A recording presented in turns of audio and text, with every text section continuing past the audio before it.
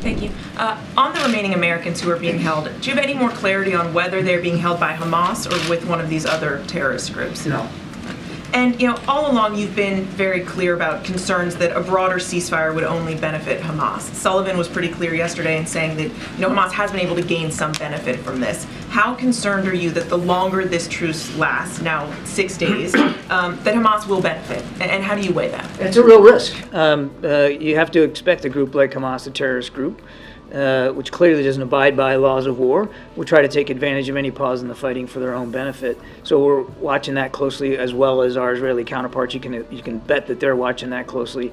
And I don't want to speak for the Israelis, but I mean, this is a calculated risk that Prime Minister Netanyahu and his war cabinet are willing to take in order to get those hostages out. So it's a balance. And as you've also heard the Israelis say, that once the pauses are over, they intend to go right back at military operations. And when you say that Hamas has been able to get some benefit so far, is that restocking, resupplying? What does that benefit look like? I would just say that, without getting into intelligence issues, that any pause in the fighting could benefit your enemy in terms of time to refit, to rest your fighters, to rearm them, re-equip them.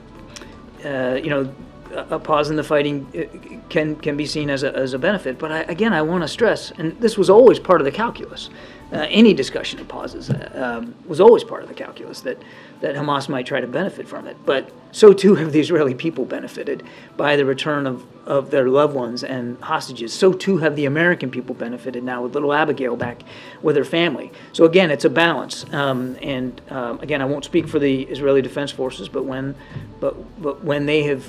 these pauses are over, then they have made it very clear that they're going to continue to target Hamas leadership.